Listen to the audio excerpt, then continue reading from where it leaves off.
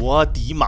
沉睡的预兆居然可以变成人！听到这个消息，我简直是惊呆了。还有天理吗？还有王法吗？最近2天，好多粉丝给我私信说沉睡的预兆模组更新了。更新的内容呢是从拯救预兆开始，也就是说拯救预兆之后呢，不再是游戏的结束，而是游戏的另一个开始。OK， 接下来咱们就来看一看这次的更新都更新了啥。首先，咱们先来看一下拯救沉睡预兆的这个相框，跟之前来比的话，肯定是有点不一样。这是我之前拿在手里的样子，你们对比一下。既然更新的大部分内容是从拯救预兆开始之后，那么咱们先拯救一个预兆。好，把相框给预兆，大家注意啊，看细节，兄弟们。以前的预兆呢，他会双膝跪地还是手趴在地上，我没有搞清楚。但是这次的预兆，他拿到相框之后先看了一下，然后潸然泪下，抹起了眼泪。最后呢，还是会喃喃自语啊，说的啥咱就不多说了，兄弟们。最后呢，化成红色粒子大球消散而去，留下一把战望。然而就在这个时候，所谓的扭曲世界开始发生了改变，甚至有一些怪物开始出现在主世界。这时候呢，我们来到扭曲世界来看一下，你看吧，这种类似于祭坛的建筑也有了，上面还有罐子。然而拯救了预兆之后，你注意眼前这只达拉库，它刷走了。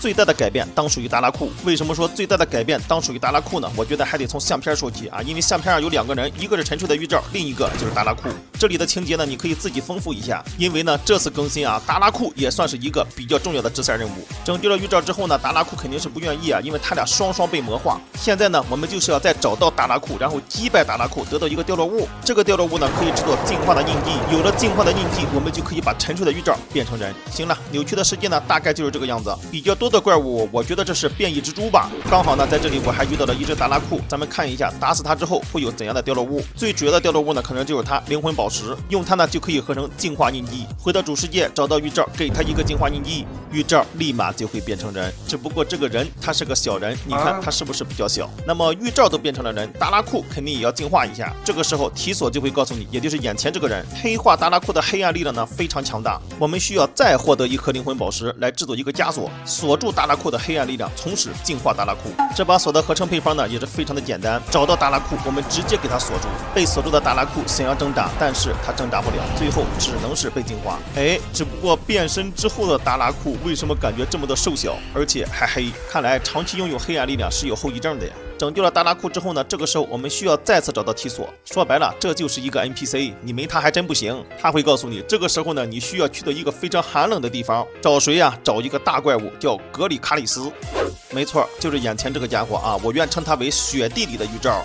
那么击败他之后呢，其实他并不是真正的击败啊，当他快死的时候，他会逃跑。模组的介绍呢是这么说的，但是其实呢，我用枪是可以击败他的。只不过击败了这一只还不行，我们只是为了解锁剧情任务。那么解锁了剧情任务之后呢，我们还是要找到提索。提索呢会把你带到一个神秘维度，我们需要在这里击败格里卡里斯。